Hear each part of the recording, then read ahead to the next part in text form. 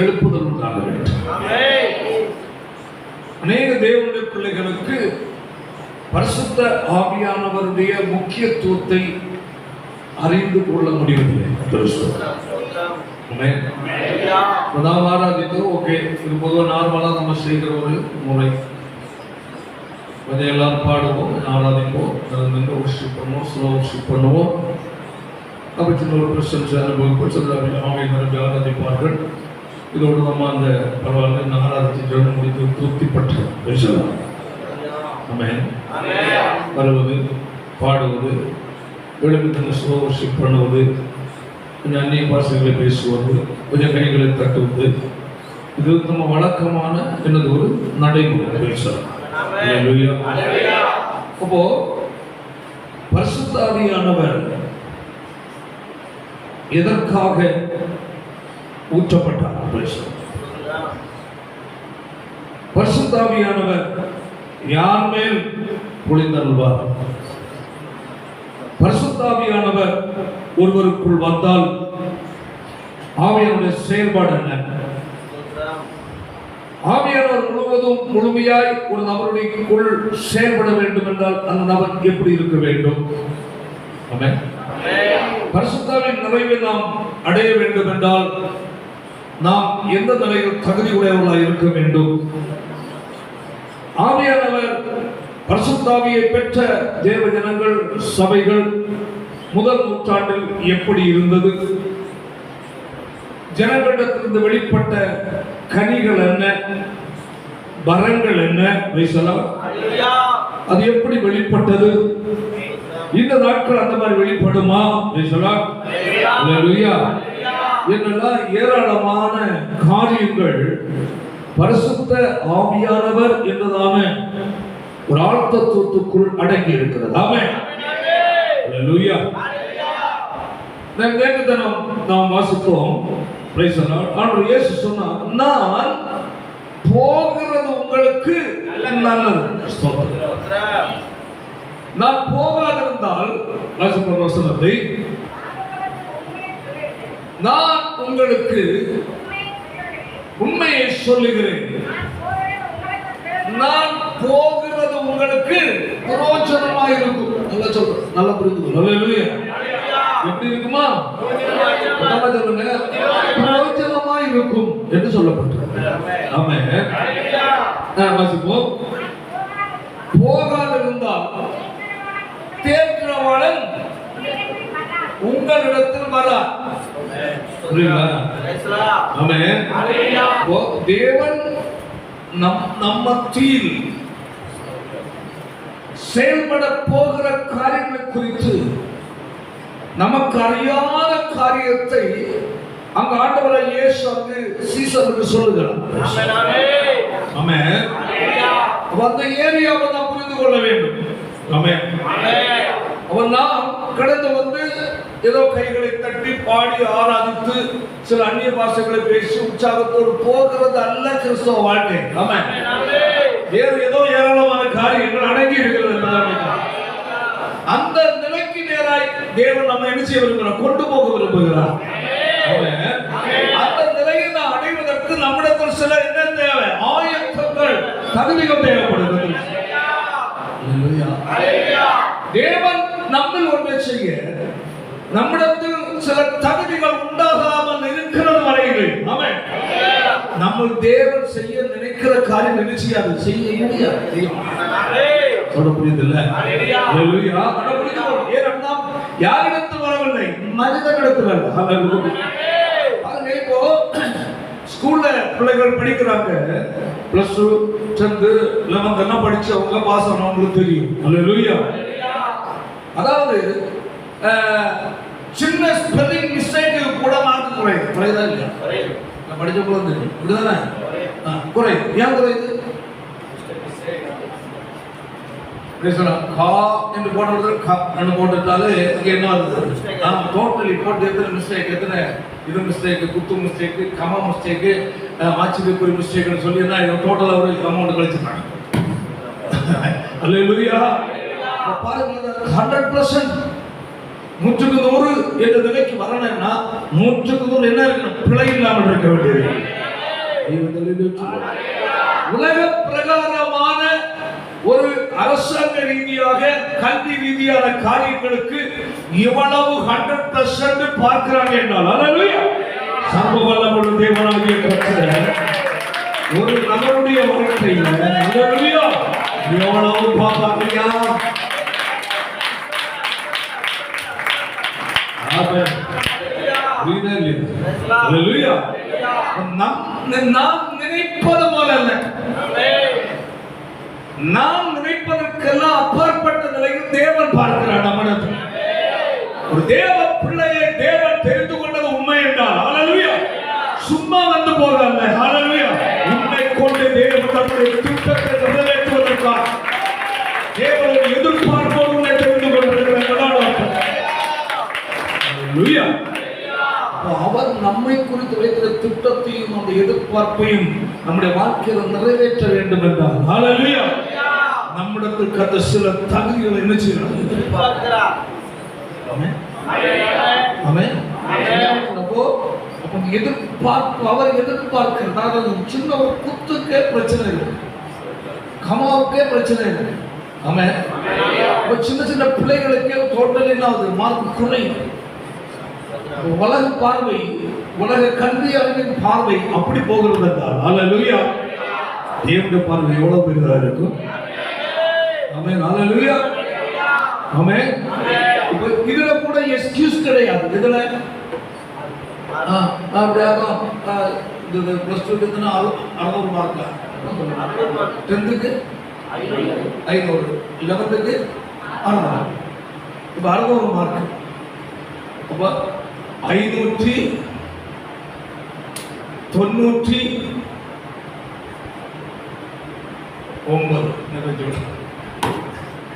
அல்லேலூயா. ஒரு மார்க் என்னது? இப்ப அந்த பிள்ளை போய் கேட்கற, அந்த பையன் கேட்கிறான், ஒரு மார்க் ஒன்னே போட்டு நேர்மையாய் செயல்படுகிற ஒரு வாத்தியாரா இருந்தார் அல்லேலூயா முடியாது. காரணம் அவங்க இது பண்ணியிருப்பாங்க, அடியில அழிஞ்சிருப்பாங்க. இதுல பத்தி அந்த குத்து வரல, இந்த இடி வரல, இந்த கட்டி குத்து வரல, இதெல்லாம் வரல, கமா வரல. ஒரு இதுக்குள்ள இருக்கு பார்த்தியா, இதெல்லாம் டோட்டல் பண்ணி வேற ஒரு வாத்தியாரா இருந்தா எத்தனை மார்க்கு? 3 மார்க் குறைச்சிப்பாரு. நான் ஏதோ 1 மார்க் குறைச்சேன். இப்போ சாதாரணமான ஸ்கூல் சம்பந்தமான படிப்புக்கே என்ன இல்லை, அட்ஜஸ்ட்மெண்ட் இல்லை. ஆனா நம்ம ஆண்டவரை அட்ஜஸ்ட் பண்றது இல்லை. ஹல்லேலூயா. ஆனா மன்னிக்கிறவர் கையை வைத்தாங்க. புரியுதா? நம்ம ஆண்டவருக்கு என்ன இல்லை, அட்ஜஸ்ட்மெண்ட் இல்லை. ஆனா என்ன உண்டு, மன்னிப்பு. மன்னிப்பு என்றால் அடுத்தவனுக்கு ஒரு வெயிட்டிங். அல்லேலூயா. இதுல வெயிட்டிங் இல்லை, கையை வைத்து உலகத்துல என்ன இல்லை, வெயிட்டிங். அந்த மார்க்க வச்சுனா நேரம் நீ போக வேண்டியிருக்கு. அவன் ஆனா நம்ம ஆண்டவர் வெயிட் பண்றாரு. அவனுக்கு எவ்வளவு நல்ல ஆண்டவர். உலக மனிதனிடத்தில் அட்ஜஸ்ட்மெண்ட் இல்லை, அவன் அட்ஜஸ்ட் பண்ணல. ஆனா நம்ம ஆண்டவர் அட்ஜஸ்ட் பண்ணுவது இல்லை, ஆனா மன்னிக்கிறார், வெயிட் பண்ணுறார். புரியுது இல்ல? எதற்கு வெயிட் பண்றாரு? யார் மன்னிச்சிட்டாரு? மன்னிச்சு 100 கொடுக்கல. ஆமென். உன் பிள்ளையை சரி செய்து விட்டு வா, உனக்கு 100 கொடுக்கற கையில தட்டு. ஹல்லேலூயா. அதுல இல்ல. இல்ல. வாழ்க்கைய வாழ்க்கை என்பது நம்மிடத்தில் தேவன் நிறைய எதிர்பார்க்கிறார். பிள்ளைகள், குறைகள், குற்றங்கள் எல்லாரிடத்திலும் உள்ளது. ஹல்லேலூயா. அறியாமைகள், சின்ன குறைகளை அல்ல கத்த பெருசா எடுக்க மாட்டார். ஆனால் அதில் நமக்கு என்ன தேவை? சுத்திகரிப்பு, பரிசுத்தம் தேவைப்படுகிறது. நாம் சுத்திகரிக்கப்பட்டு முன்னோக்கி போக போக அந்த சின்ன குறை கூட வராத அளவில் வாழ்வதற்குரியதான தெளிவு நமக்கு வந்துடும். புரியுதுல்ல? அல்லேலூயா. சத்தமா சொல்லு. அப்போ இவைகள் எல்லாம் ஏற்படலாம். இப்போ பரகுவதை இப்பதான் சொல்லிட்டு போறோம். கர்த்தர் ஸ்தோத்திரம் உண்டாக. இவைகள் எல்லாம் நம்மளுக்கு ஏற்பட வேண்டியிருக்கு. ஆமென். அதற்காக ஆண்டவராய் இயேசு ஒருவரை அறிமுகப்படுத்துகிறார். அவர் தான் பரிசுத்த ஆவியானவர். கிறிஸ்தவ வாழ்க்கை நம்மை சீர்படுத்தி சுவைப்படுத்தி ஆமென். தேவன் எதிர்பார்க்கிற நிலையை மாற்றுவதற்காக ஆமென். நம்மோடு கூட நம்மை வழிநடத்துவதற்காக, நம்மை தகுதி உள்ளவர்களை மாற்றுவதற்காக அல்லேலூயா ஒருவரை அறிமுகப்படுத்துகிறார். அவர்தான் தேற்றவாளனாகிய ஆமென். அவர்களுக்கு சொல்லப்பட்டிருக்கிறது. 5 வசனத்தை வாசிப்போம்.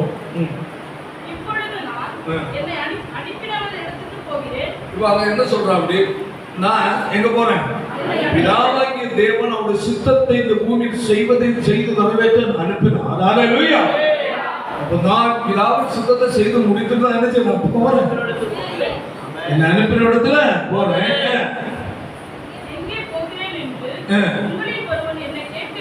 கேட்கவில்லை. ஆனாலும் சொல்லதினால் உங்கள் இருதயம் எழுதியா துக்கத்தால் நிறைந்திருக்கிறது. அல்லேலூயா. என்ன நிறைந்திருக்கு? ஏன் துக்கம்? அல்லேலூயா. இயேசு நான் போறேன்னு சொல்றோம். அல்லேலூயா. சொல்லு. ஏன்னா அவங்க என்னன்னா இயேசு கூட இருந்தா எப்ப பார்த்தாலும் என்ன கிடைக்கும்? சாப்பாடு கிடைக்கும். அல்லேலூயா. காய்ச்சல் வந்தா சுகமும் கிடைக்கும். ஆமென். ஆமென். உடம்பு சரியில்லைன்னா இயேசு கை வச்சுட்டு சுத்தமாயிருது. அல்லேலூயா. போயிட்டு அடுத்து நாங்க எங்க போவோம் என்ன அவங்க நினைக்கிறாங்க. ஆமென். இயேசு பூமியில இருந்த நாட்கள்ல அவரை பின்பற்ற ஜனங்களுக்கு என்ன கொடுத்தாரு? சாப்பாடு பசியாக்குனார்.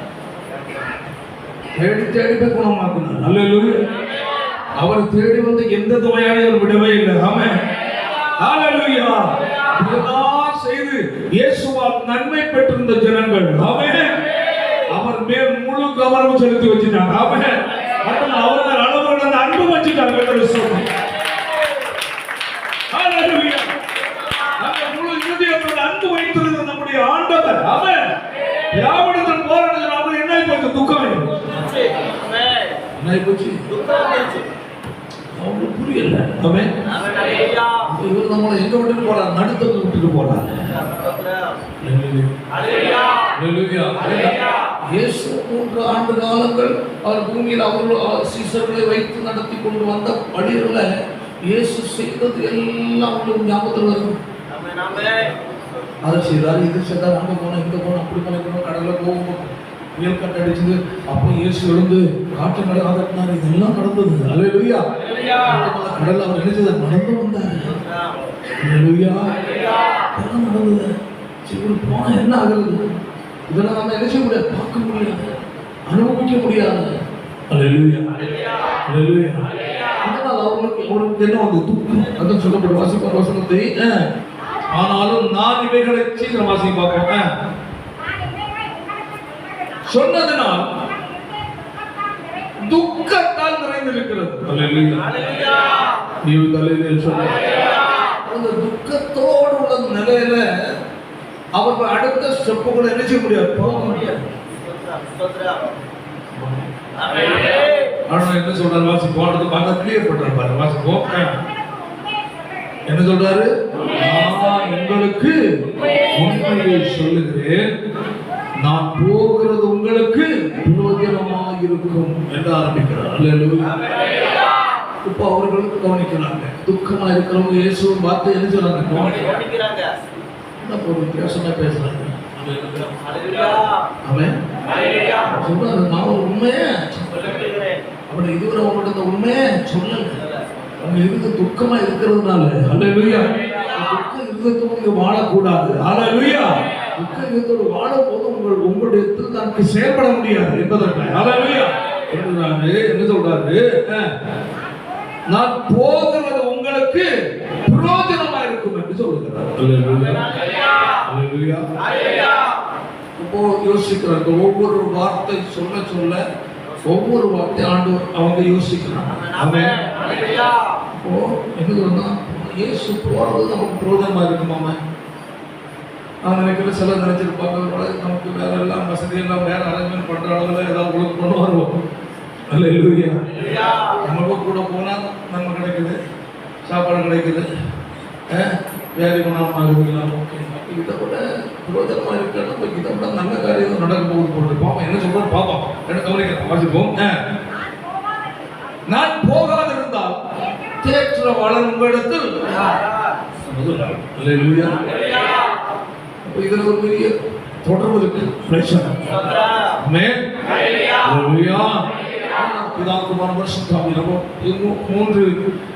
மூன்று ஆழ்த்தத்துக்கு என்ன இருக்கு? ஒரு சரியான தொடர்பு இருக்கிறது. ஓகே, அந்த ஏரியாவில் நான் போக விரும்புகிறேன். அல்லேலூயா. சரி, நான் போகாதிருந்தால் தேற்றவாளன் உங்களிடத்தில் வரார்.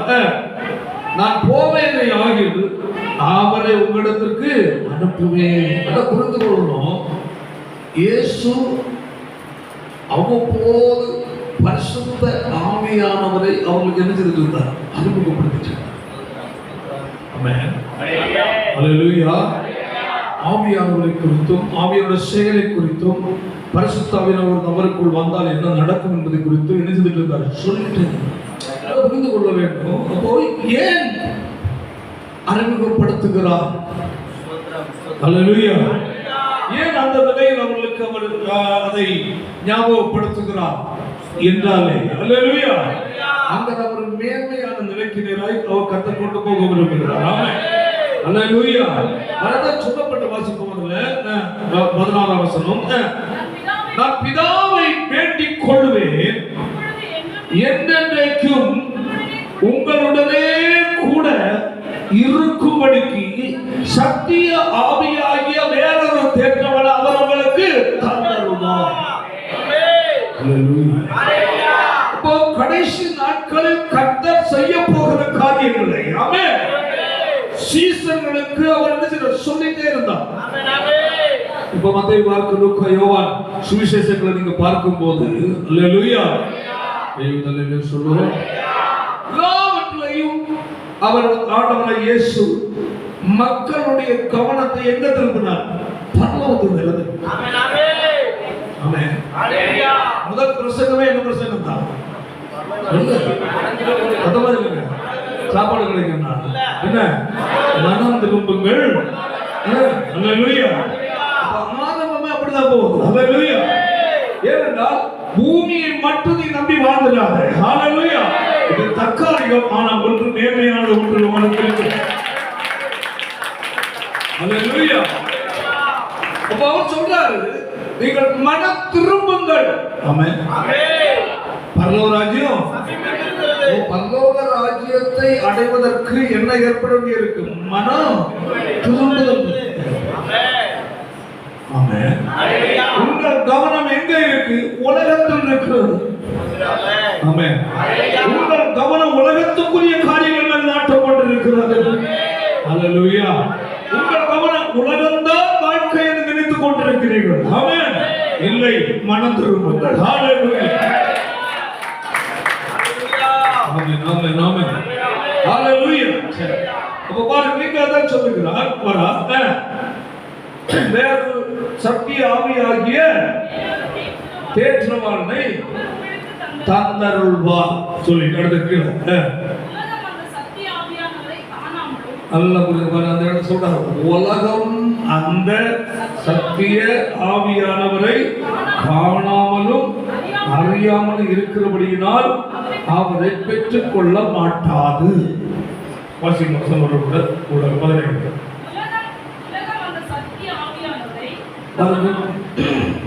என்ன சொல்லுகிறார்? சத்திய ஆவியாகிய வேறொரு தேற்றவாளனை அவர் உங்களுக்கு தந்தருள்வார். யாருக்கு? மனம் திரும்புகிறவர்களுக்கு. அல்லேலூயா. அடுத்த 17ஆம் வசனம், உலகம் அந்த சத்திய ஆவியானவரை காணாமலும் அறியாமலும் இருக்கிறபடியினால் பெற்றுக்கொள்ள மாட்டார். அல்லேலூயா. அல்லேலூயா சொல்லுங்க. அல்லேலூயா. உலகம். ஆமென் ஆமென். உலகம், பூமி என்பது பூமியின் மேல் இருக்கிறதான காரியங்களுக்கெல்லாம் உலகம் என்று பெயர். மண் தரையை சொல்வதல்ல. அல்லேலூயா அல்லேலூயா. அதாவது பூமியின் மேல் பரப்புள் நடந்து கொண்டிருக்கிற செயல்கள், சம்பாத்தியங்கள், உலகத்துக்குரிய செயல்பாடுகள், எல்லா அநியாயங்கள், அக்கிரமங்கள் எல்லாம் நிரம்பி பூமியில கிடைக்கிறது. அல்லேலூயா. அப்ப அது பொதுவாக என்ன நடக்கிறது? அதுக்கு பேர் என்னது? உலகம் என்று சொல்றோம். அல்லேலூயா. இந்த உலகம் ஒரு மனிதனுக்குள்ளேயும் வந்துடக்கூடாது, இந்த உலகம் சபைக்குள்ளேயும் வந்துடக்கூடாது.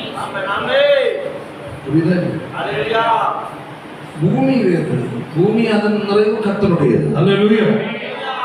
உலகம் எல்லாம், உலகம் இந்த பூமியின் மேற்பரப்பில் நடந்து கொண்டிருக்கிற எல்லா செயல்களையும் டோட்டலா அடக்கிறதா உலகம் இருக்கு. அது நல்லது கெட்டது. ஹல்லேலூயா. இயேசு சொல்லுகிறார் அந்த இடத்துல, உலகம் அந்த சத்தியாவியானவரை காணாமலும் அறியாமல் இருக்கிறபடியால் அவரை பெற்றுக் கொள்ள மாட்டார்.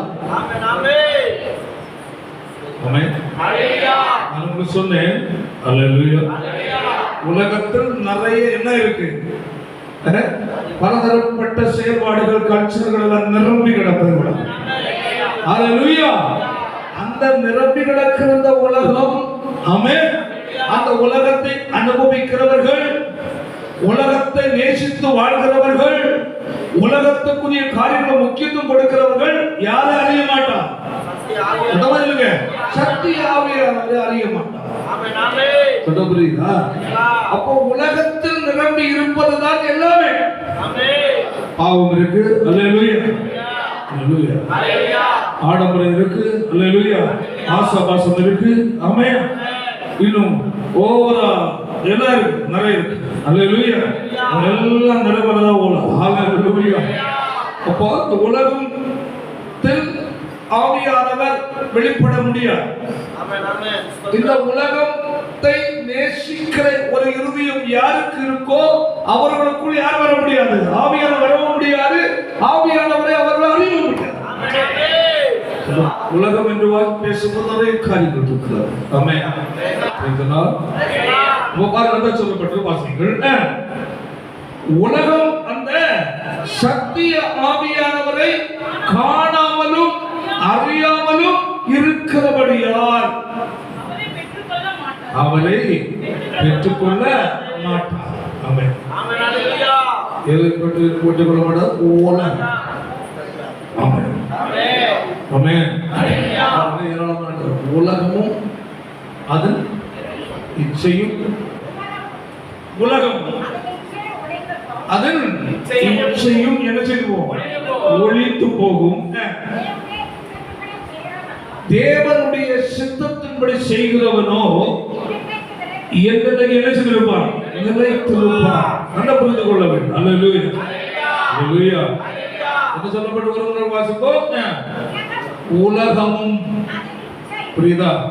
என்னது? அப்போ உலகமும் அதன் இச்சை ஈர்ப்புத்தன்மை உடையது. அல்லேலூயா.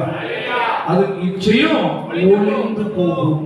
அப்போ உலகத்தில் என்ன இருக்கு? ஈர்ப்புத்தன்மை இருக்கு, உள்ளத்தை கவர்வது. ஆமென். கண்ணை கவர்வது இருக்கு. அல்லேலூயா.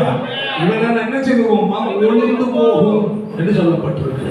அப்ப இந்த ஒளிந்து போகிற உலகம், உலகத்துல இச்சையும் இருக்கிற நபர்களுக்குள் யார் அறிய முடியாது? யாரை அறிய முடியாது?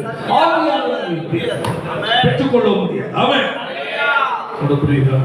சரி, வாசி போங்க வருவோம். 14. அவர் உங்களுக்குள்ளே வாசம் பண்ணி உங்களுக்குள்ளே இருப்பதால் அவரை அறிவீர்கள். பரிசுத்த ஆவியானவராகிய தேற்றல் வாழ்வை அறிவதற்கு, ஹல்லேலூயா, உலகத்தின் மேல் ஆசை வைத்திருக்கிற, உலகத்துக்குரிய காரியங்களால் இருதயம் நிரம்பி இருக்கிற ஒரு மனுஷனுக்கு, ஹல்லேலூயா, ஆவியானுடைய மேன்மையும் மகத்துவத்தை கொண்டு என்ன செய்ய முடியாது?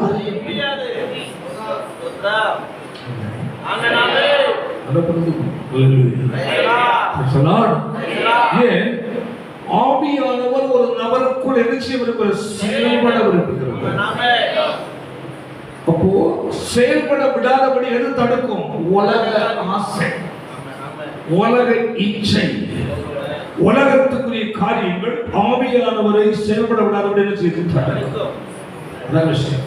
அப்போ உலக சிந்தையால், ஆசையால், இச்சையால் நிரம்பி இருக்கிற ஒரு மனுஷன், அல்லேலூயா அல்லேலூயா, பரிசுத்த ஆவியானவர் நடத்துதலையும் பரிசுத்தருடைய கிரியையையும் அவருடைய செயல்பாடுகளை என்ன செய்ய முடியாது, அனுபவிக்கவும் அறியவும் முடியாது.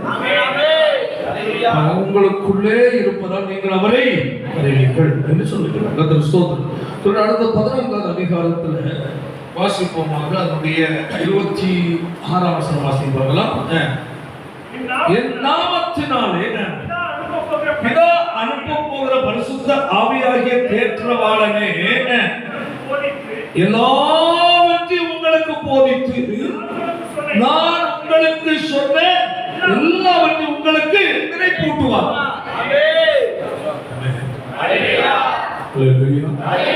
புரிந்து கொள்ள வேண்டும். ஒரு வாசிப்போம். பிதா அனுப்ப போகிற பரிசுத்த ஆவியாகிய தேற்றவாளனே என்று சொல்லி எல்லாவற்றையும் உங்களுக்கு நினைச்சு வர போதித்து, நினைச்சு வர உங்களுக்கு போதிக்கிற அளவுல, டீச் பண்ற அளவுல செயலாற்ற விரும்புகிறவரா?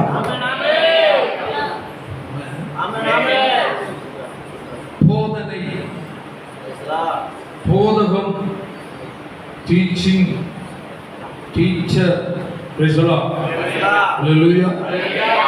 அப்ப எவ்வளவு பரிசுத்தாவியர் ஒரு போதகர் என்றால் கற்றுக் கொடுக்கிறவர். என்ன செய்கிறவர்? என்ன செய்கிறவர்? கற்றுக் கொடுப்பவரிடத்தில் கற்றுக்கொள்ள வேண்டும்.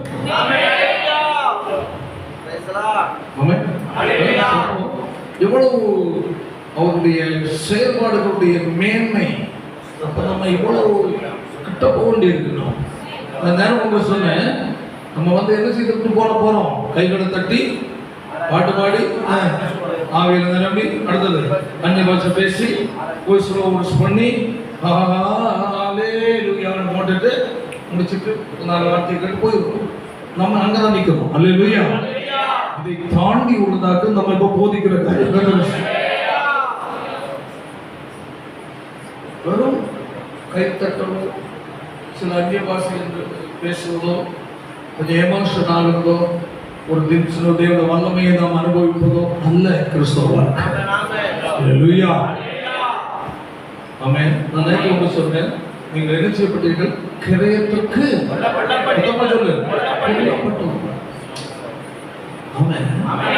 இதற்கு கொல்லப்பட்டவங்க விலை கொடுத்தவர், உங்களை வாங்கினவர். அல்லேலூயா.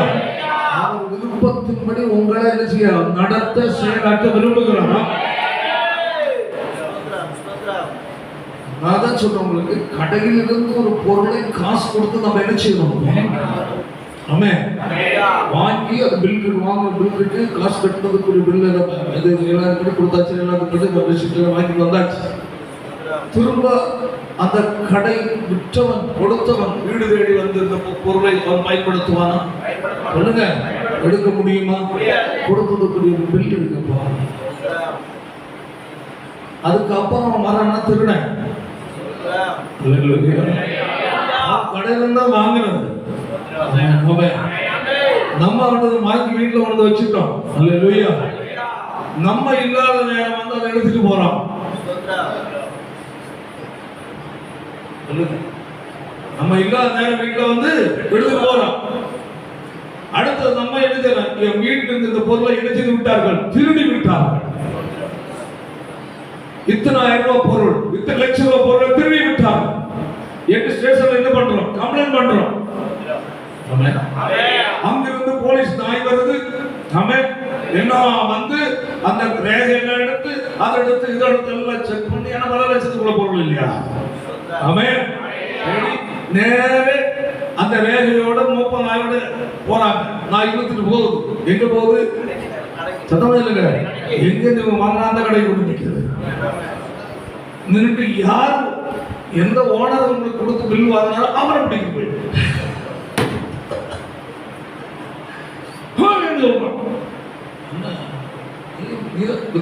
ஆமா, பில்லு தான் சார் வச்சுக்கோம்.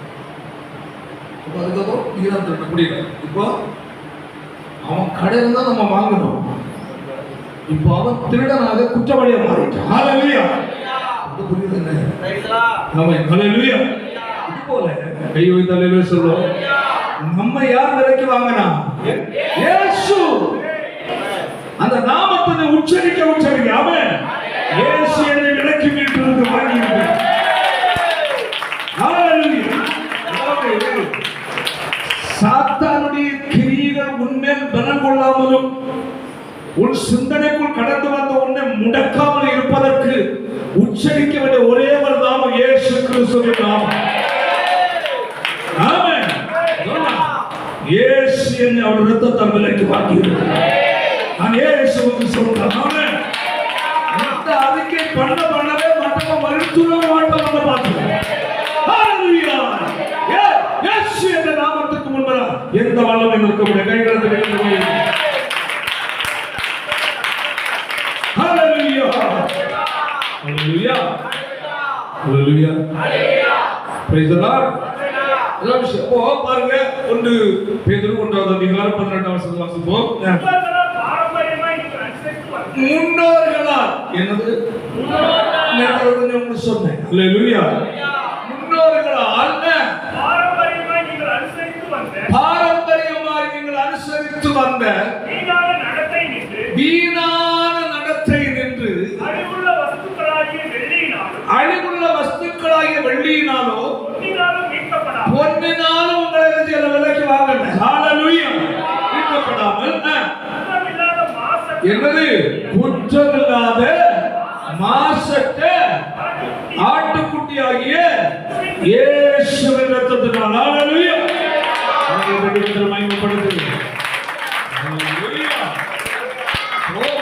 அவருடைய ஜீவனை கொடுத்து உன்னை மீட்டிருக்கிறார். ஆமென். அதான் கொரிந்தியர்ல சொல்றார். ஹalleluya. ஹalleluya. ஆசீர்வாதம் அதிகாரத்துல 19 வாசிப்போம். என்ன கொல்லப்பட்டீங்க? எப்படி? விலைக்கு. ஆமென். இப்போ உன்னை கர்த்தர் என்ன பண்ணிட்டாரு? விலைக்கு வாங்கிட்டாரு. விலைக்கு. அந்த விலை என்ன கொடுத்தார்? அவருக்கு ஜீவன். ஆமென். ஜீவனை கொடுத்து ஒன்று வாங்கிட்டாரு. ஆமென். வாங்கி கொண்டு எங்கோட வச்சிருக்கிறார்? தேவன் நம்முடைய சபையில் கொண்டு வச்சிருக்கிறார். ஹalleluya. இப்போ உன்னில் செயலாற்ற வேண்டியவர். ஆமென். உன்னை பயன்படுத்த வேண்டியவர் வாக்கியவரை பயன்படுத்துறதை தவிர வித்தவன் அல்ல. ஆமென். ஹalleluya. ஒரு நாள் வேறொரு எஜமானுக்கு சொந்தமாக இருந்தார். அந்த எஜமானியார் உலகத்தின் அதிபதியாகிய பிசாசானவர். ஆமென். ஹalleluya. சிலுவையில் சிந்த இரத்தத்தின் மூலமாக ஆமென் உன்னை அவருக்கு சொந்தமாய் விலைக்கு வாங்கி விட்டார். ஆமென். அப்படி என்றால் இப்பொழுது வாங்கப்பட்ட வஸ்துவாகிய உன்னில் உன்னை உன்னை ஆண்டு கொண்டிருந்த எஜமான சாத்தான் உன்னை கைவை உரிமை பாருங்க இடமில்லை.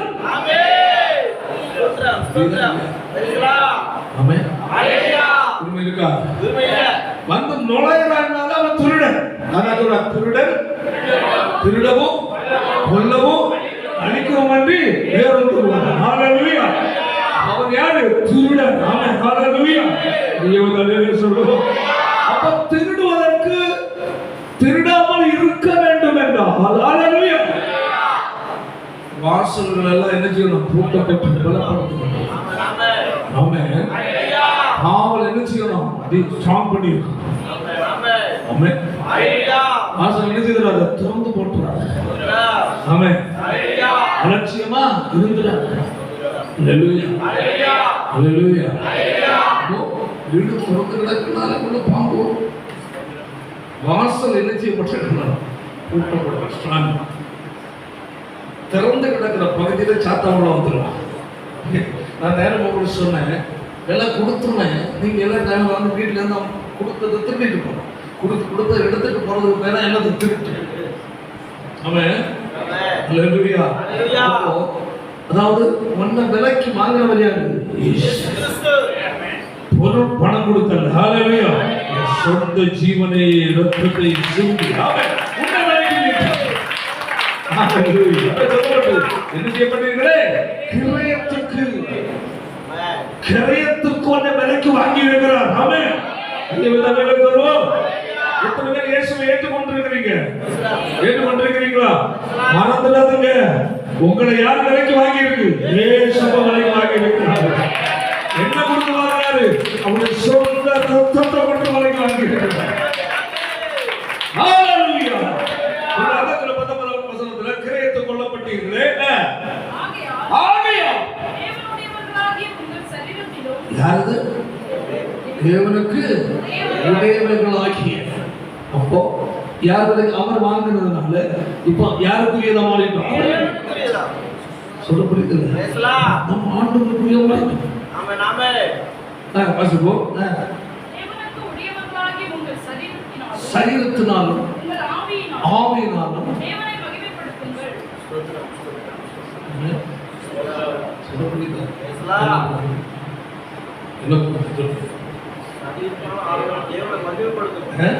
தேவனை மகிமைப்படுத்தும். அல்லேலூயா. அப்படிதானே? Price the Lord. ஆண்டவரே உமக்கு மகிமை. அப்படியா? நம்ம மகிமைப்படுத்துவது என்றாலே ஆண்டவரே உம்மை நான் உயர்த்துகிறேன், மகிமைப்படுத்துகிறேன், துதிக்கிறேன், இதெல்லாம் நம்ம நினைக்கிறோம். இது ஆராதனை சாப்பிடுது. அல்லேலூயா. அப்போ என்ன சொல்ல பாயிண்ட்? உங்கள் தேவனுக்குடையவர்களாகிய உங்கள் சரீரத்தினாலும், பாத்தீங்களா? உங்கள் எனது சரீரத்தினாலும், அடுத்தது ஆவியினாலும். அப்போ உங்களுடைய சரீரத்தில் நீ எதை செய்தாலும் அல்லேலூயா, அது யார் மகிமைப்படணும்? புரியுது? தீப பேசுறது தாங்க மாட்டீங்க.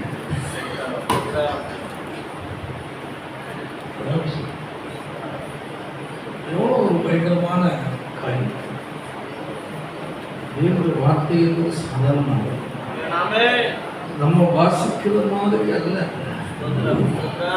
ஒரே ஒரு தேவ சரீரத்தினாலும் ஆவினாலும் தேவனை மகிமைப்படுத்தணும்னு சொல்ற ஒரே ஒரு வார்த்தைக்குள்ள அல்லேலூயா பல காரியங்களும் அடக்கி வச்சிருக்காங்க. ஆமென். அல்லேலூயா. சரீரத்தினால் மகிமைப்படுத்துவது என்றால் எப்படி? ஆவியினால் மகிமைப்படுத்துவது எப்படி? ரெண்டு காரியம் இருக்காங்க. இந்த சரீரத்தில்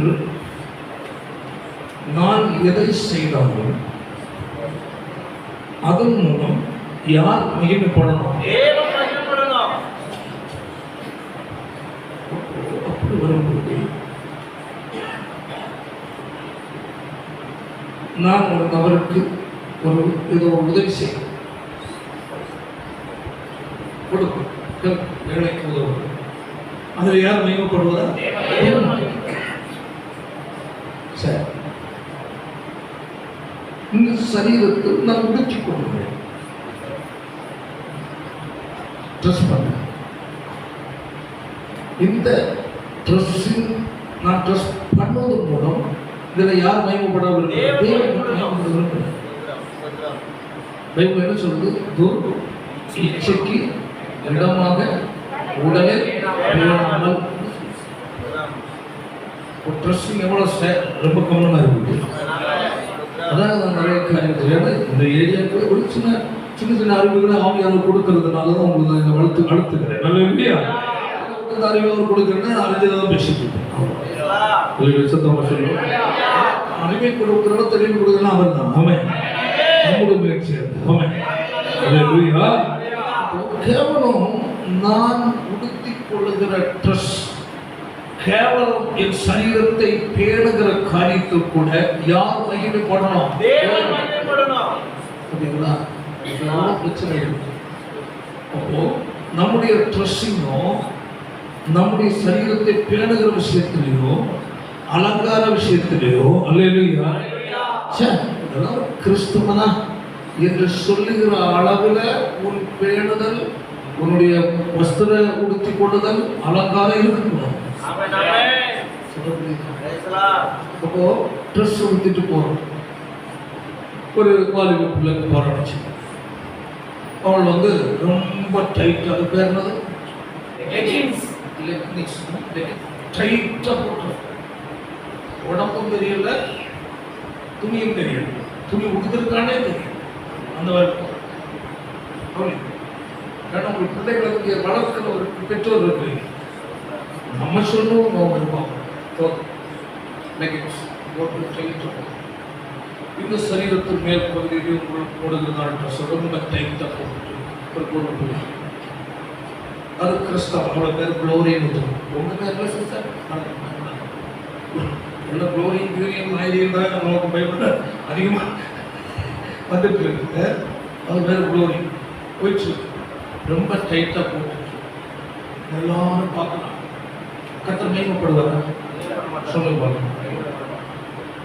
கர்த்தர் துக்கப்படுவார். சொல்லுது இச்சைக்கு இடர்கிற தகாத நிலையில் ஒரு சிந்தை உருவாகிற அளவில் ஆணும் சரி பெண்ணும் சரி தன் உடலை என்ன செய்யக்கூடாது? பேணக்கூடாது. பேணுகிறாய் என்றால் உன் நிமித்தம் கர்த்தர் மகிமைப்படவில்லை, கர்த்தர் நாமம் தூசிக்கப்படும். பெற்றோர் பிள்ளைகள் விஷயத்துல மைண்ட்ல செட் பண்ணி என்னுடைய வார்த்தை நான் வெறும் சத்தம் மட்டும்தான். யோகாசன கூப்பிட்டு சொன்னவர் ஆனாந்தத்தை கூப்பிடுங்க சத்தம். அவ்வளோ நம்ம சத்தத்தோட சரி முடிக்கும். நீங்க எல்லாம் உங்க சைடு. ஹல்லேலூயா. ஆமென். அப்போ உன்னுடைய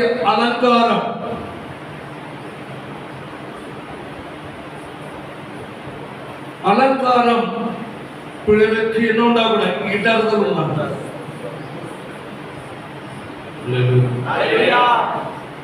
அலங்காரம் நிறைய கணிவிட்டோம். எசபேல் அவள் என்னென்ன போடுவான்?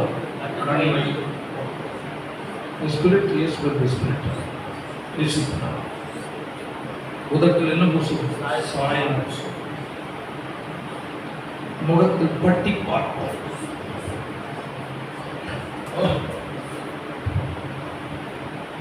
உண்மையில் ஒரு கவர்ச்சியை அல்ல நீ வெளிப்படுத்த வேண்டியது. இச்சைக்கிடமாய் உடனே இயேசு கிறிஸ்துவை என்ன செய்யணும்? தரித்து. அப்படி என்றால் உன்னில் யாரை பார்க்கணும்? இயேசுவை பார்க்கணும். அவர் 10,000 சிறந்தவர். ஹல்லேலூயா. ஆமென். அவருடைய சாயல் தேவ மகிமையினால் உடுத்தப்பட்டது. அப்ப நீ உன்னுடைய அலங்கார தோற்றங்களை குறைத்து என்று தேவன் மகிமைப்பட வேண்டும் என்ற தகுதியான வஸ்திரத்தோடு நீ வாழும்போது ஹல்லேலூயா அதிகமாய் ஜெபிக்கிற நபராக இருந்தால் ஹல்லேலூயா அவருடைய சாயலாகிய பிரசன்னம் உன்னை மூடிவிடும். கலர் இருக்கோ இல்லையா அதெல்லாம் தேவன் பார்க்கிறது. ஹல்லேலூயா. வெள்ளையா இருக்கிறபடியே கிருபை அதெல்லாம் அவர் வேண்டாம். ஆமென். அவரை நேசிக்கிறனுடைய இறுதி அளவுள்ள இறுதி அவருக்கு அவர் நேசிக்கிற ஒரு இறுதி உலக தேவை. அவருடைய வார்த்தைக்கு கீழ்ப்படுகிற ஒரு இறுதி உலக தேவை. அப்படி இருக்கும் வேண்டாம். அவருடைய அலங்காரத்தால் மூலம் அவர் வல்லமை உள்ள தேவனாக ஆமென். Praise the Lord. Praise the Lord. ஒரு தேவனுடைய பிள்ளைகளுடைய புறம்பான அலங்காரத்தை என்ன செய்ய வெறுத்து தகுதியான ட்ரெஸ்ஸிங் என்ன ட்ரெஸ்? அப்படி கிடையாது. ஆனாலும் இது மேலாகியும் வராமல் இருக்க தடுக்கிறேன்.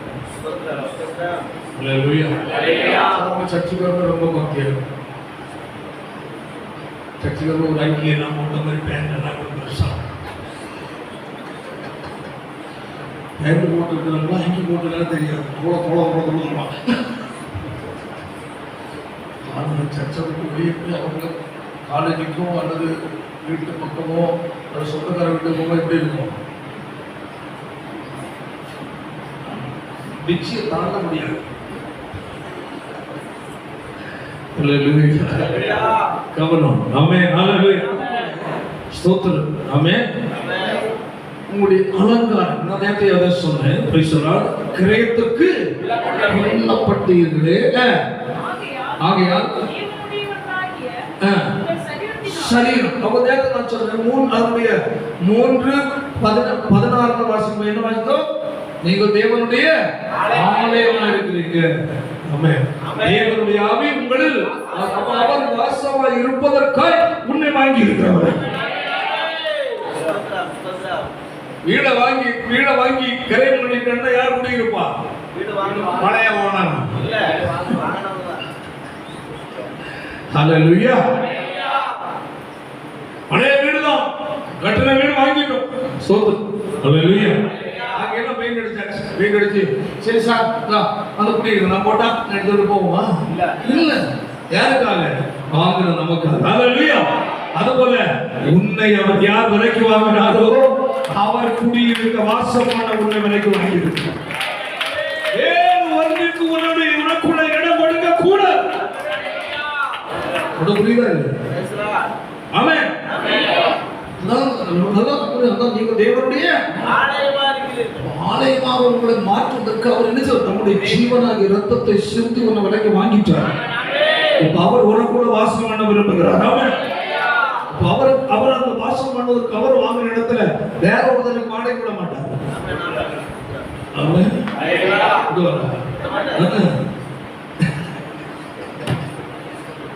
அல்லேலூயா. வேற ஒருத்தருக்கு இடம் கிடையாது. ஆமென். உலகத்தின் அதிபதிக்கு அங்க இடம் கிடையாது. உலக ஆசை இச்சைகளுக்கு அங்க இடம் இல்ல. உலக அலங்காரத்துக்கு அங்க இடம் இல்ல. மாமிச இச்சைக்கு அங்க இடம் இல்ல. ஏன் முழுவதும் ஆலயம் செய்ய வாங்கி இருக்கிறார் இயேசு. ஹல்லேலூயா. உங்க சரீரத்தால் மகிமைப்படுத்து. ஆமென். உங்க சரீரத்தால் மகிமைப்படுத்து. சரீரத்தினாலும் நடந்தது என்னது? முக்கியமான பகுதி. ஆமென். ஹல்லேலூயா. இதனால மகிமைப்படுத்தணுமா? ஆவியில் எளிமை உள்ளவர்கள் பாக்கியம். அப்படி என்ன? ஹல்லேலூயா. ஆவியில் கபடம் இல்லாதவர்கள். ஆமென். எழுதியத்தில் சுத்தம் உள்ளவர்கள். எங்களுக்கு நிறைய பாயிண்ட் சொல்ல இருக்கு. ஹல்லேலூயா. ஆவியினால் அப்படி என்றால் ஆவியான் அவனுடைய ஆவியில் தேவனுடைய பரிசுத்த ஆவியானவர், அதாவது உனக்குள் வாசமாக இருக்கிற ஆவியானவர் இணைந்திருக்கிறார். அப்போ இதுல மாம்சத்துக்குரிய காரியங்களும் உலகத்துக்குரிய காரியங்களும் எண்ணங்களும் மற்ற பகைமை காரியங்களையும் எங்க கொண்டு தள்ளுவாங்க? ஆவியில அதை ஃபீல் பண்ண வேண்டுமா? மனசாட்சி உள்ளான போது. ஹல்லேலூயா. அதான் சொன்னீங்க, மீட்கப்படும் நாளுக்கென்று இதற்காக நம்மை மீட்பதற்கு. ஆமென். ஒரு அற்பமான சரீரத்தை அந்த வாசிக்க மகிமையான சரீரத்தை உருவப்படுத்த ரோமர்ல 8வது அதிகாரத்தில் வாசிக்க.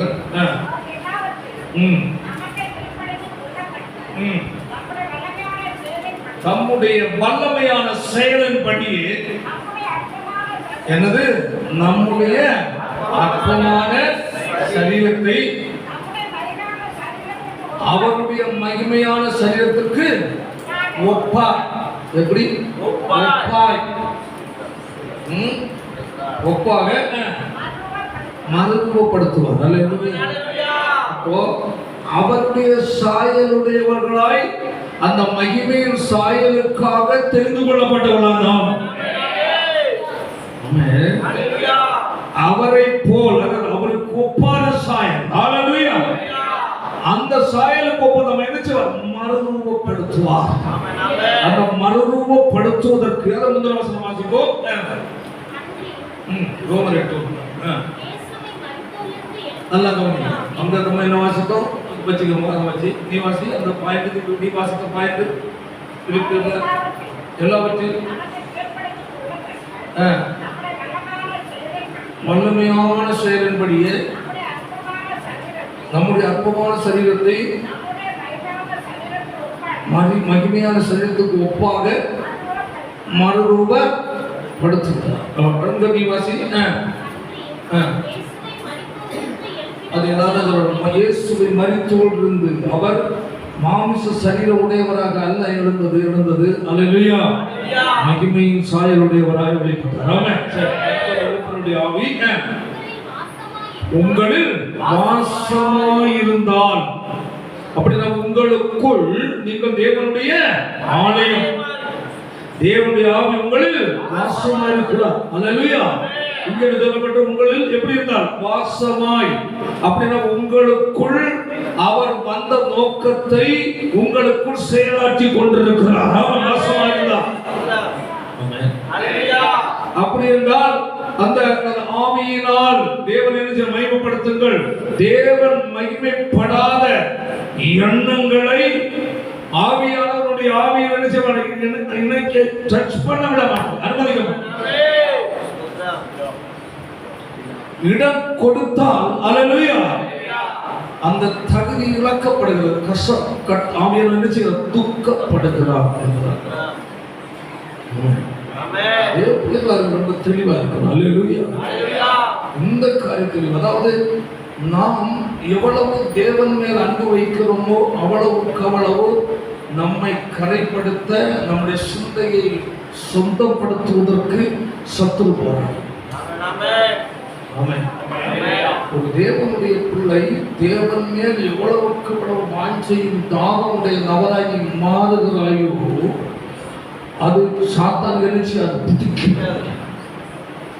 அவன் பாப்பான் உள்ளான நிலையில் கபடமில்லாத இருதயம், கரையில்லாத சிந்தை, ஆமென் ஆமென், பகைமை இல்லாத சிந்தையோடு எல்லாருக்கும் சமாதானமாக இருக்கிற அந்த மகன் மகள் அல்லேலூயா என்று கர்த்தர் சந்தோஷப்பட்டுட்டே இருப்பார். ஆமென். அந்த நேரத்தை யார் பாப்பா? பார்த்து ஒண்ணு இல்லைன்னா பக்கத்து வீட்டுக்காரன் நம்மளை பார்த்து ஒரு தும்மல் தும்மிட்டான், உடனே நமக்குள்ள என்ன வந்துடும், என்ன பார்த்தா தானே எனக்கு இந்த பிரச்சனை வருது. சரி தும்மனா போகணும், என்ன விட்டுட்டாலும் பிரச்சனை இல்லை. சரி தும்மனா வந்து தும்மல் வந்து தும்மனாச்சு, அதை விட்டுட்டாச்சு. அதை நாம் உள்ளாக்கு வந்து என்ன செய்யக்கூடாது, சீரியஸ்.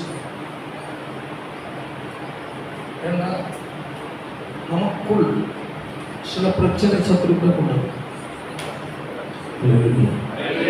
உள்ள கொண்டு வந்து நம்முடைய இருதயத்துக்குள் அதை சிந்தித்து அதை ஒரு பகைமை உணர்வாகவோ கசப்பாகவோ எரிச்சலாகவோ உங்களை வைத்துக் கொண்டு இருக்கிறோம் என்றாலே நமக்குள் வாசமாயிருக்கிற தேவனுடைய ஆவியானவர் என்ன செய்கிறார், துக்கப்படுகிறார். அந்த ஆவியான அந்த ஆவியின் மூலம் நாம் தேவனை என்ன செய்யணும், மகிமைப்படுத்தாமல் அவர் துக்கப்படுகிறதை என்ன செய்யணும், மாறி பெரிய பிரச்சனை. நம்ம இந்த ஏரியாக்களை அதிகமாக நம்ம என்ன சிந்திக்கிறோம், அந்த ஏரியாக்களை சிந்திப்பதில்லை, அந்த ஏரியாக்களை கேள்விப்படுகிறதும் கடினம். பொதுவாக எல்லாரும் பரிசுத்தமாக இருக்கும், எல்லாரும் அன்பா இருக்கும், எல்லாருக்கும் ஐக்கியமா இருக்கும், ஒற்றுமையா இருக்கும், உண்மையா இருக்கும், பரிசுத்தம் அப்படின்னு உள்ள ஒரு பிரச்சனை இதெல்லாம் தட்டி ரொம்ப மகிழ்ந்து போயிடும். ஆனா உள்ள கை போடுறதான பிரச்சனை கேட்கறது கம்மி. இதுதான் பிரச்சனை. அப்போ பொதுவா எல்லா தேவனுடைய பிள்ளைகளும் ஒரு நட்பாக ஒரு நேசம், எல்லாம் இப்படி இருப்போம், சமாதானமா இருப்போம், சந்தோஷமா இருப்போம், ஒற்றுமையா இருப்போம் என்று பொதுவாக பேசுறது பொதுவான டைம்ல பேசுவோம். ஆனால் அந்த தேவனிடத்தில் உண்மையா கரெக்டா இருந்ததற்கு பாயிண்ட் இன்றைய வர வேண்டியிருக்கு. இந்த இதுல வரும்போது மேக்சிமம் எல்லாருக்கும் இது என்னமா இருக்கும், ஒரு எச்சரிப்பு கொடுக்கிறதா இருக்கும். நான் நடக்கும் எல்லாருக்குமே இப்பதான் பேசுகிற உயர்ந்த இருக்கும் பிரச்சனை.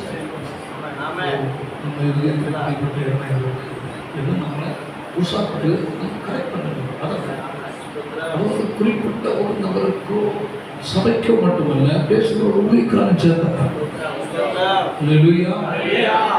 என் ஆவியை நான் சரீரத்தால் மகிமைப்படுத்தணும். அடுத்தது ஆவியை நாம் மகிமைப்படுத்துவதால் கபடில்லாத ஒரு உள்ளான சிந்தை, கரையில்லாத உள்ளான சிந்தை, கசப்பில்லாத உள்ளான சிந்தையோடு உள்ள துதி ஸ்தோத்திரங்கள். ஆமென். இதெல்லாம் யார் மகிமைப்படுறது? இந்த ஏரியாவை நம்ம கவனமா இருக்கும். கண்ட பிரச்சனை எல்லாருக்கும் எதிராக பிரச்சனை, கவர்மெண்ட் பிரச்சனை, சத்துரு போட்டு கட்டாயம் எல்லாரும் இல்லை. விசேஷமா ஆண்டவரை அதிகமாக நேசிக்கிற மக்களுக்கு தான் இந்த பிரச்சனை அதிகமாக வரும். ஏன்னா அவங்க வந்து ரொம்ப மைண்டா ரொம்ப பியூரா இருக்க விரும்புகிறவங்கள. சில ஆண்டவரை அளவுக்கு அதிகமாக நேசிக்கிற மக்கள், பரிசுத்த ஆவியானவரை ஒன்றித்து வாழ்கிற மக்கள், பியூர் பரிசுத்தமாக நான் இருக்கணும் ஒரு ஆசை அவங்களுக்கு துடிக்கும். புரியுதுல்ல? அப்படியே நம்ம இருதயத்தை காத்துக்கொண்டு தான் மிஸ்டேக் வந்தால் கூட ஆண்டு சமூக அறிக்கை ஒரே சுத்தப்படுத்தப்போ அந்த எண்ணங்கள் வந்துருச்சு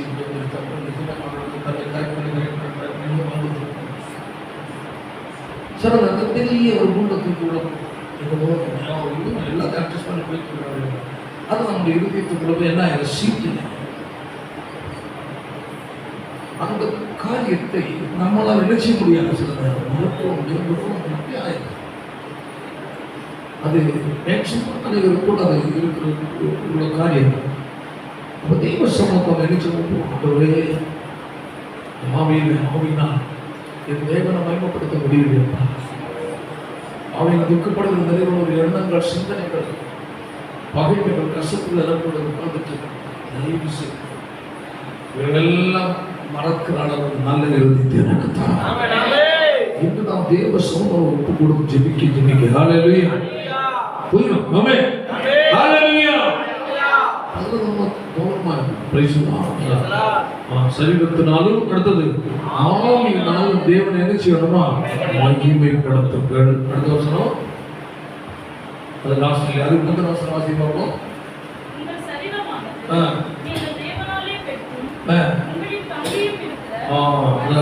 நீங்கள் தேவனாலே பெற்று உங்களுக்கு தங்கியும் இருக்கிற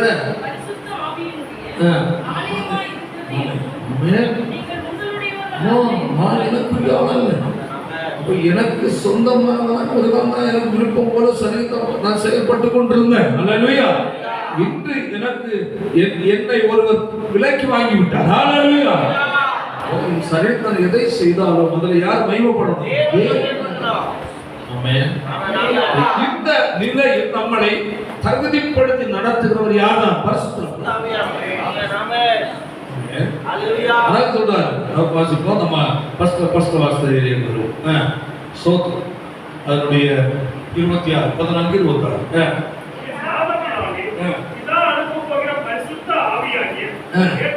தேற்றரவாளனே எல்லாவற்றையும் உங்களுக்கு போதித்து எல்லாவற்றையும் நினைப்பூட்டுவார். அல்லேலூயா. Price the Lord. அவருடைய பாருங்க, அவர் பல பெயர்கள் கொடுக்கப்பட்டிருக்கிறது. Price the Lord. பரிசுத்த ஆவியாகிய யாரு? தேற்றரவாளன். அப்ப நம்ம என்ன செய்கிறவர்? தேற்றுகிறவர். சில நேரம் மனிதரால் உண்டாகிற தேர்தல் நமக்கு வருகிற வாய்ப்பு இல்லை. அல்லேலூயா. மனிதனுடைய வார்த்தைகள் நம்முடைய இருதயத்தை காயப்படுத்தும். அல்லேலூயா. ஆனால் நாம் தேவ சமூகத்தில் முழங்கால் படியிடுவோம். அல்லேலூயா. நம்ம தேற்றுகிறவர் கர்த்தருடைய பரிசுத்த ஆவி. ஆவியினால் தேவனை மகிமைப்படுத்தும். அல்லேலூயா. மகிமைப்படுத்துகிற ஒரு இருதயம் ஒரு தேவனுடைய கட்டாயம். அல்லேலூயா. இந்த நிலையில் நமக்குள் பரிசுத்த ஆவியானவர் செயலாற்ற வேண்டும் என்றால் ஆமென். முதலாவது கர்த்தருடைய பரிசுத்த ஆவியின் நிறைவை நாம் பெற்றுக்கொள்ள வேண்டும். என்ன பெற்றுக்கொள்ளணும்? பரிசுத்த ஆவியின் நிறைவை நாம் பெற்றுக்கொள்ள வேண்டும்னா ஆயத்தம் உள்ள ஒரு இருதயம். ரெண்டு ஒன்றே வாசிப்போம். அப்போஸ்தலர்கள பெந்தேகோஸ்தே என்னும் நாள் வந்தபோது ஒருமனப்பட்டு ஓரிடத்திலே வந்திருந்தார். எல்லாம் கூடி வந்துட்டார். அல்லேலூயா. என்னப்பட்டு ஒரு மனம். ஆமென். அல்லேலூயா. என்ன மனம் இல்லை? பல மனம் இல்லை. அல்லேலூயா. ஒரே மனம். இதற்காக 1:5 வாசிப்போம். எருசலேமை விட்டு போகாமல் என்னிடத்தில் கேள்விப்பட்ட பிதாவின் வாக்குத்தத்தம் நிறைவேற காத்திருங்கள். அல்லேலூயா. பிதாவின் வாக்குத்தத்தம் என்ன? யோவேல் 2வது அதிகாரம் 28ஆம் வசனம். மாமிசமான யாவர் மேலும் என் ஆவியை ஊற்றுவேன். அல்லேலூயா சொல்லுவாய்கள். உங்கள் குமாரரும் தீர்க்க தரிசனம் சொல்வார். பாருங்கள், மாமிசமான யாவர் மேல் என்னுடைய ஆவியை ஊற்றுவேன். அல்லேலூயா அல்லேலூயா. அப்ப தேவன் வாக்குத்தத்தம் பண்ணினது அது நமக்கு அப்போஸ்தலர் 1:5 பார்த்தோம். அதை கொண்டு லூக்கா அதனுடைய 24வது அதிகாரம் 49ஆம் வசனம் சொல்லுகிறது. வாசிப்போம். என் பிதா வாக்குத்தத்தம் பண்ணினதை இதோ நான் உங்களுக்கு அனுப்புகிறேன், நீங்களோ உன்னதத்திலிருந்து வரும் பலனால் தரிப்பிக்கப்படும் வரைக்கும் எருசலேமிலே நகரத்தில்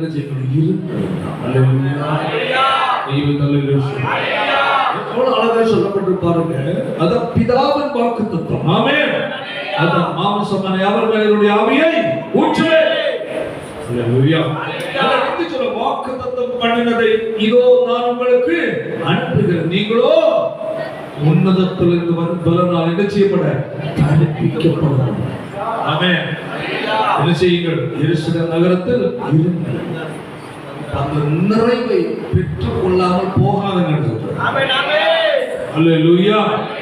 தெய்வத்திலே சொல்லுமாய் தரமே.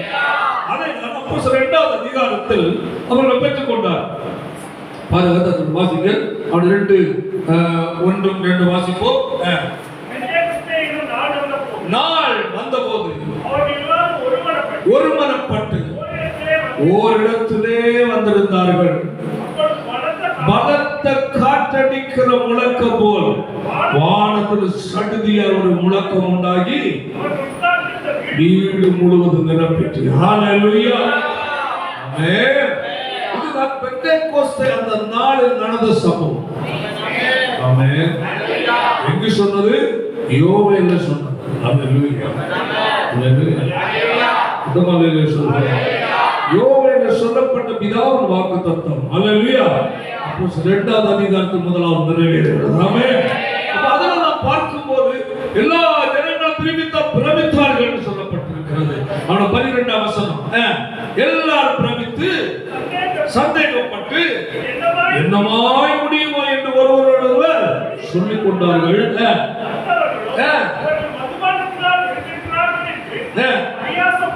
பரிகாசம் பண்ணார்கள். அப்போ அவர்கள் ஆவியில் நிறைந்து அந்நிய பாஷைகளை பேசி அங்கு தேவனுடைய மகத்துவத்தை அங்கு புகழும் போது ஹல்லேலூயா மற்ற ஜனங்கள் என்ன செய்றாங்க? ஆவியில ஆராதிக்கும் போது ஜனங்கள் மற்றவங்க என்ன செய்வாங்க? ஹல்லேலூயா. ஹல்லேலூயா. அடுத்து பாருங்க சொல்லி அப்ப உடனே என்ன சொல்றாங்க? கர்த்தர் ஸ்தோத்திரம் பண்ணாங்க. 14ஆம் வசனம். 11 இவங்க பரிகாசம் பண்ணி இவங்க மதுபானத்தை நிறைந்திருக்கிறான்னு சொல்லி இவர்களை கேவலமா பேசும்போது ஹல்லேலூயா பேதுரு தைரியம் கொண்டார். ஹல்லேலூயா. அதுவரை பயந்துட்டு இருந்தவனா. ஆமென். ஹல்லேலூயா. ஆமென். பரிசுத்த ஆவியானவரால் நிரப்பப்பட்ட போது ஹல்லேலூயா அந்த பலத்திலும் தைரியம் உள்ளவனாக எழுந்திருந்தார். ஆமென். இவன் யார்? படிக்காதவன். ஆமென். ஹல்லேலூயா. பேதையானவன் என்று வேதம் சொல்லுகிறது. வாசிப்போம். அப்பொழுது பேதுரு 11 கூட நின்று அவர்களை நோக்கி உரத்த சத்தமாய், யூதர்களே, எருசலேமில் வாசமாய் இருக்கிற ஜனங்களே, நீங்கள் எல்லாரும் அறிய வேண்டியது நினைக்கிறபடி அல்ல இருக்கிறது. தீர்க்கதரிசியாகி யோவேலினால் உரைக்கப்பட்டபடியே இது நடந்தேறுகிறது. ஹல்லேலூயா. யோவேலில் சொல்லப்பட்ட அந்த சம்பவம் முதல் நூற்றாண்டு நிறைவேறுகிறது. கடைசி நாட்களில் மாம்சமான யாவர் மேலும் என் ஆவியை ஊற்றுவேன், அப்பொழுது உங்கள் குமாரர் உங்கள் குமார்த்திகளும் தீர்க்கதரிசனம் சொல்வார்கள், 4 தரிசனங்கள் அடைவார்கள், சொப்பனங்களை காண்பார்கள். அல்லேலூயா. என்னுடைய ஊழியக்காரர் மேலும் நாளை நாவியை ஊற்றுவேன். அப்பொழுது அவர்கள் தீர்க்கதரிசியோ அந்த யோவேல் தீர்க்கதரிசியால் சொல்லப்பட்ட சம்பவம் நிறைவேறும் இடம் தான் எது? அப்போஸ்தலர் எந்த நாள்ல? பெந்தெக்கோஸ்து. அல்லேலூயா. அதுலதான் பிரசவம் பண்றாபடி கர்த்தர் ஸ்தோத்திரம். இப்ப எல்லாரும் பெற்றுக்கொண்ட உடனே மற்றவங்க எல்லாம் கேட்கிறாங்க, என்ன சொல்றாங்க? இப்படியே அவன் தொடர்ந்து பிரசங்கம் பண்றான். அந்த கர்த்தருடைய செய்தி ஒரே பிரசங்கம். அதுல இயேசு கிறிஸ்து பாடு மரணங்கள், இயேசு உயிர்த்தெழுதல் எல்லாவற்றையும் குறித்து பேசுறாங்க. கர்த்தர் ஸ்தோத்திரம். அப்பதான் 37 வசனம், இதை அவர்கள் கேட்ட பொழுது இருதயத்தில் குத்தப்பட்டவர்களாகி மற்ற அப்போஸ்தலரை பார்த்து ஆமென் அல்லேலூயா சொல்லுவோம். அல்லேலூயா சொல்லுவோம். நாங்கள் அந்த அனுபவத்தை என்ன செய்யணும்? அடையணும். எங்களுக்கு இந்த வாழ்வு எனக்கு வேணும். ஆமென். எங்களுக்கு பரலோக ராஜ்யத்தை குறித்தான வாழ்க்கை எங்களுக்கு வேணும். அல்லேலூயா. ஆமென். நாங்கள் என்ன செய்ய வேண்டும் என்று கேட்கிறோம். இருதயத்தில் குத்தப்பட்டு வாசிப்போம். அவர்களை நோக்கி என்ன செய்யணும்? மனம் திரும்பணும். அல்லேலூயா. மனம் திரும்பி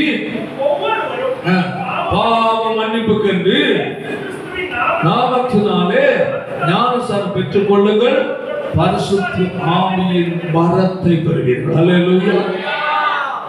மனம் திரும்பி ஞானஸ்நானம் எடுத்த தேவனுடைய பிள்ளைகளுக்கு கொடுக்கிற என்னது? ஒரு கிஃப்ட். என்னது? அதான் சொல்லப்பட்டிருக்கிறது. என்ன செய்யுங்கள்? மனம் திரும்பி. எப்படி ஞானஸ்நானம்? மனம் திரும்பி. அல்லேலூயா.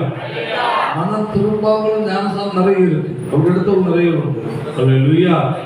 மனம் திரும்பாமல் எடுத்தால் அவருடைய வாழ்க்கை குறிப்பிட்ட காலத்துக்கு பிறகு அவருடைய குணங்கள் உலகத்துக்கு எப்படி இருக்கும்?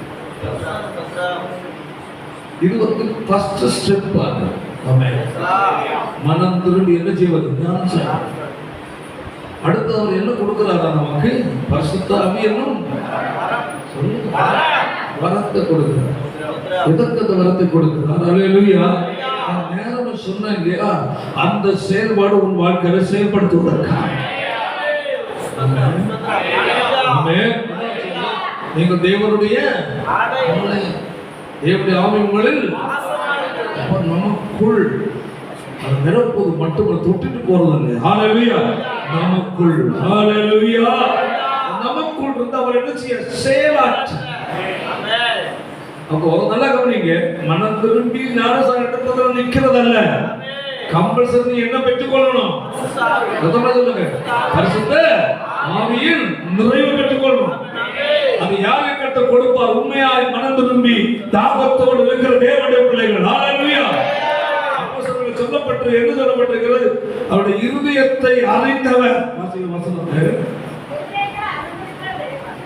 இருதயத்தை அறிந்திருக்கிற தேவன் நமக்கு பரிசுத்த ஆவியை தந்தருளது போல. ஆமென். ஆமென். பாருங்க, அப்போஸ்தலர் 15ஆம் அதிகாரம் 8ஆம் வசனம் வாசிப்பாங்களா? இருதயங்களை அறிந்திருக்கிற தேவன். அப்போ பரிசுத்த ஆவி யாருக்கு கிடைக்கும்? ஆயத்தமாக்கப்பட்ட இருதயம். ஒன்று இருதயம் பரிசுத்தமா இருக்கணும். அல்லேலூயா. இனி ஒன்று தாகமா இருக்கணும். ஏன் கர்த்தர் கொடுக்கிறார்? அல்லேலூயா. தொடர்ந்து அவரை மகிமைப்படுத்தி நீ வாழ்வதற்காக. ஆமென். அல்லேலூயா. ஒரு பரிசுத்த ஆவியை பெற்ற நிலையில் தான் அநேகர் இருக்கிறாங்க. ஆவியானவரை எதற்கு கண்டு நம்மை ஊற்றுகிறார்? வந்து எல்லாரும் இந்த அந்நிய பாஷை பேசி கை தட்டி ஆவியை நிரப்பி குறிச்சிட்டு போறதுக்கா? இல்ல. நம்ம ஆவியானவர் செயலாற்ற இடம் கொடுக்க வேண்டும். ஆவியான செயலாற்றுவது எப்படி? சத்திய வசனத்தின் மூலம் நம்மை ஆயத்தப்படுத்தும். வெறும் ஆவியான நிரப்புவது அல்ல. அவர் உங்களை சகல சத்தியத்துக்கு வசனத்தின் கர்த்தருடைய போதனையின் மூலம்தான் பரிசுத்த ஆவியானவர் நமக்குள்ள என்ன செய்வார்? மாற்றத்தை கொண்டு வருவார். நல்லா புரிந்து கொள்ளுங்க. அநேகர் நல்லா கவனிங்க. இப்ப நான் சொன்ன பாயிண்ட் ரொம்ப கவனிக்கணும். அநேகர் ஆவியானுடைய செயல்பாட்டுக்கு நம்முடைய வாழ்க்கையில் என்ன செய்யல? இடம் கொடுக்கிறது இல்லை. வருகிறோம், கொஞ்சம் பாட்டு பாடும்போது ஒரு தேவனுடைய வல்லமை வெளிப்படுகிறது, ஒரு சின்ன ஒரு பிரசன்னத்தை அனுபவிக்கிறோம், எமோஷனல் கொஞ்சம் கை தட்டுகிறோம், கொஞ்சம் அந்நிய பாஷை பேசுகிறோம், அதோட பரவாயில்ல ஸ்தோத்திரம் ஆண்டவரேன்னு சொல்லி நம்ம என்ன செய்கிறோம்? என்ன செய்கிறோம்? சொல்லி பாருங்க போயிடும். அல்லேலூயா. அதுதான் வாழ்க்கை என்றாக நம்ம என்ன செய்கிறோம்? நினைச்சிருக்கோம். வாரம் சபைக்கு என்ன செய்கிறோம்? வரோம், கொஞ்சம் பாட்டு பாடுறோம், வல்லமை இருக்குதா இல்லையா? அல்லேலூயா. கை தட்டி கொஞ்சம் அந்நிய பாஷை பேசி எல்லாம் இது பண்ணி பரவாயில்ல ஸ்தோத்திரம் நல்லா இருந்து ஆராதனை கொஞ்சம் நல்ல விடுதலை இல்லைன்னா திரும்ப ஒரு எல்லாரும் உட்கார வச்சு முட்டி போட்டு ஒன்று ஆவியில லீட் பண்ணி ஒரு பாட்டை பாடி உற்சாகப்படுத்தி நான் உங்களை என்ன பண்ணிட்டு இருக்கிறேன்? வீட்டுக்கு அனுப்பிட்டு இருக்கிறேன். அல்லேலூயா. அதோட நீங்க திருப்தி அடைஞ்சா வாழ்ந்துட்டு இருக்கிறீங்க. நல்லா கவனிக்கிற பதில் வரும். நீங்க எப்படி இருக்கிறீங்க? போனோம், வேலை முடிஞ்சு ஆராய்ச்சி பொய்யாச்சு முடிச்சு காணிக்க போட்டோம். தேவன் அதில் நிக்கிறது நல்ல கட்டளை எதிர்பார்க்கிறார். அல்லேலூயா. இந்த பரிசுத்த ஆவியானவர் அவன் உன்னை தம்முடைய ஆலயமாய் கொண்டு, அல்லேலூயா, உனக்குள் அவர் வாசமாய் இருந்து அவர் என்ன செய்கிறார்? தம்முடைய வார்த்தையின் மூலம் உன்னை ஆயத்தப்படுத்துகிறார். சரீரத்தினாலும் ஆவியினாலும் தேவனை மகிமைப்படுத்துங்கள் என்று சொல்லப்பட்டது. அல்லேலூயா. பரிசுத்த ஆவியானவர் தேவனை மகிமைப்படுத்துவது என்றால் அந்நிய பாஷை கை தட்ட சொல்றது அல்ல. அல்லேலூயா. ஒவ்வொரு வாழ்க்கையிலையும் கர்த்தர் மகிமைப்பட வேண்டும்.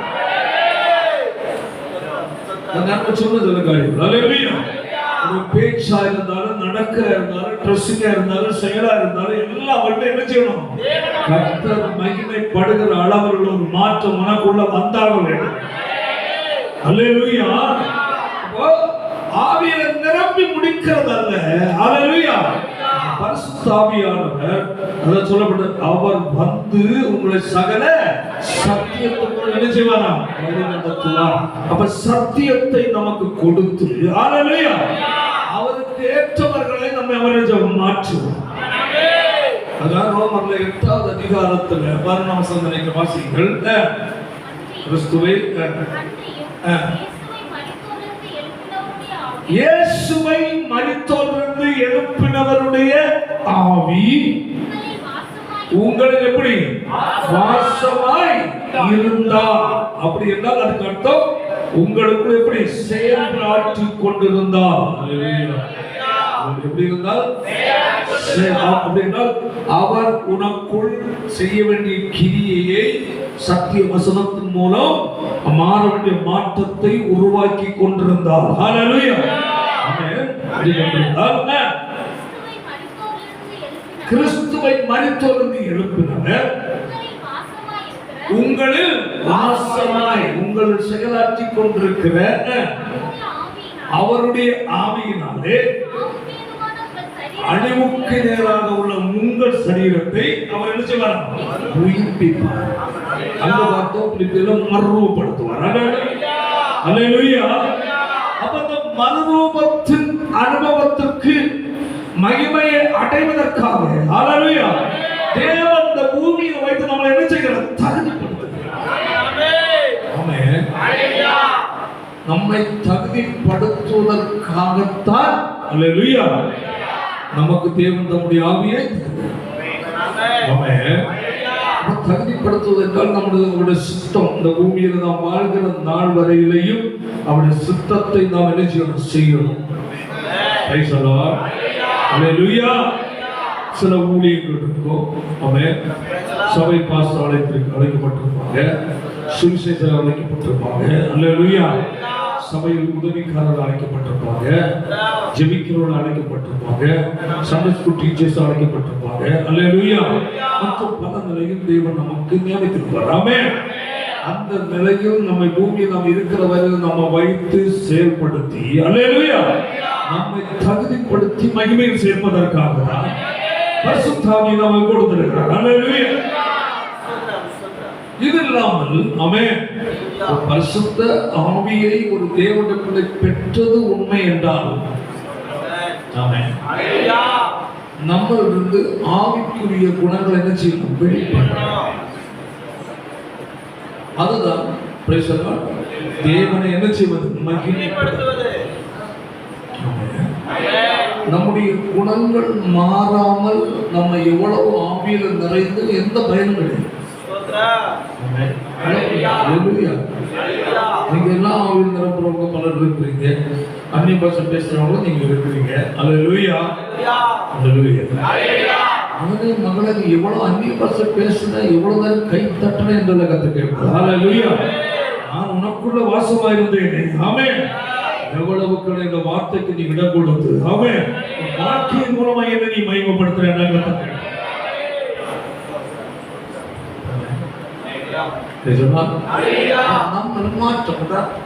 ரோமன் 12ஆம் அதிகாரம் 2ஆம் வசனத்தை வாசிக்க பார்க்கலாம்.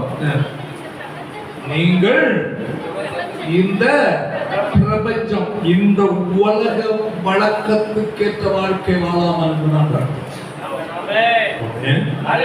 நீங்கள் இந்த பிரபஞ்சத்துக்கு ஒத்த வேஷம் என்றால் வாழ்க்கை, செயல்பாடு, ஆமென், நடைமுறை. அல்லேலூயா.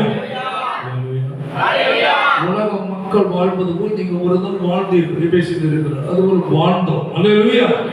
ஆனா இனி நீங்க அப்படி இருந்துச்சா வாழாதுங்க. ஆமென். அன்று உலக பழக்கத்துக்கு ஏற்றபடி வாழும்போது நம்மளில் யார் மகிமைப்படல? கர்த்தர் மகிமைப்படல. ஆமென். அல்லேலூயா.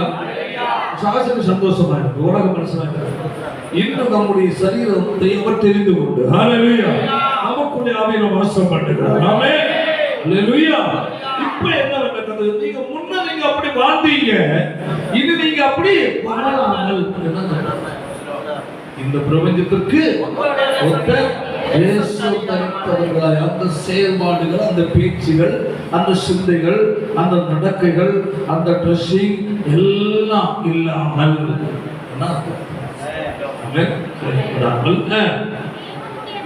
தேவனுடைய நன்மையும் பிரியமும் பரிபூர்ணமான சுத்தம் இன்னதென்று பகுத்து, சரியா உள்ளான நிலையில் பகுத்து அறியத்தக்கதா உங்கள் மன நிச்சயம் பண்ணோம்.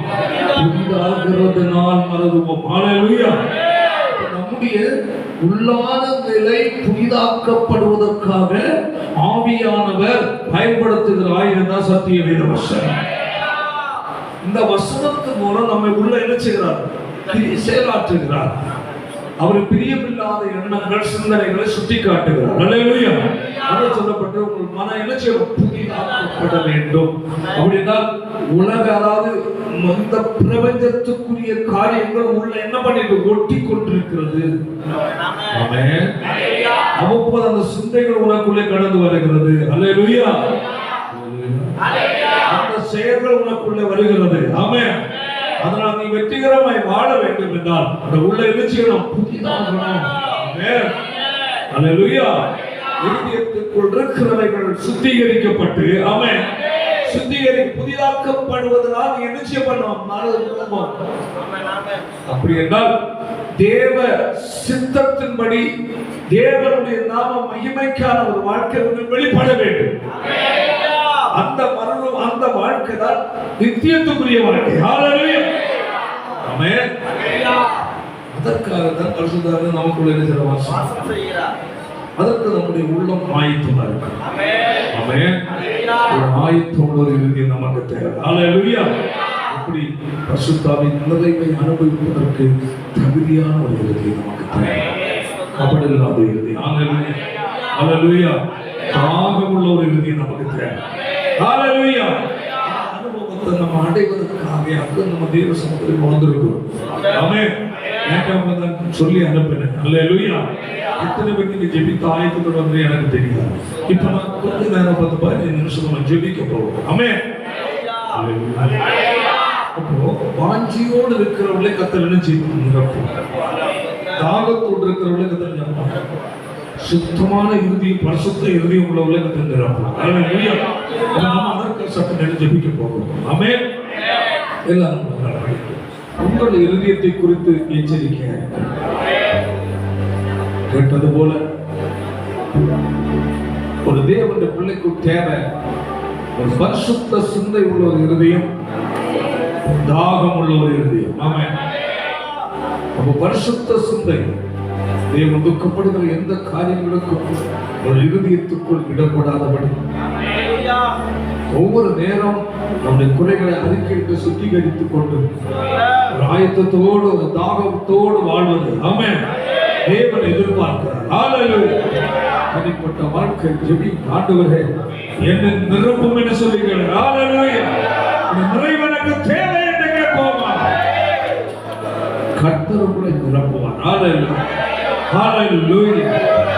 தேவன் தம்முடைய வல்லமை உங்களை நிரப்ப வல்லமை உள்ளவராய் தேவனுடைய பிள்ளைகள் வாழ்க்கையில நேற்று உங்களுக்கு சொன்னது போல ஜெப நேரத்தை கூட்டுக்கள், வேதத்தை அதிகமாய் சிந்தித்து தியானிகள், ஒரு ஆயத்தத்தோடு தேவ சமூகத்தில் காணப்படுங்கள்.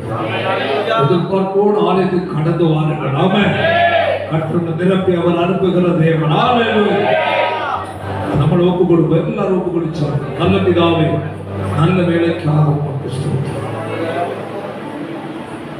இன்றைய நாளிலும் ஆயத்த ஜெபமாய் ஒரு சமூகத்தில் கடந்து வந்தோம். எதிர்த்து காரியங்களை குறித்து நாம் எப்படி வாழ வேண்டும், பரிசுத்தாவின் நிறைவை எப்படி பாதுகாப்பது, பெற்றுக்கொள்வது, ஆவியானவர் எங்கள் வாழ்க்கையில் கடந்து வர நிரப்ப நோக்கம் என்ன என்பதை குறித்தெல்லாம் வேதத்தின் அடிப்படையில் பல காரியங்கள் நாம் பார்த்தோம். கேட்ட வசனங்களின்படி சரீரத்தினாலும் ஆவியினாலும் தேவனை மகிமைப்படுத்துகிறவர்களாக ஆமென். ஹல்லேலூயா. கர்த்தர் விரும்புகிற ஒரு வாழ்க்கை வாழ கிருபை செய்வீராக. ஆமென். வாழ்க்கையில் தேவனுடைய கிரியை வெளிப்படட்டும். அப்பா, கட்டப்பட்ட கட்டுகள் அறுக்கப்படுவதாக, விடுதலைகள் உண்டாகுவதாக இயேசுவின் நாமத்தில். ஆமென். ஜனத்தை கர்த்தர் ஆசீர்வதித்து பலப்படுத்துகிறார். ஹல்லேலூயா. ஒவ்வொரு இடத்தில் ஆசீர்வதி. இயேசுவின் மூலம் ஜெபிக்கிற ஜெபங்கள் நல்ல பிதாவே.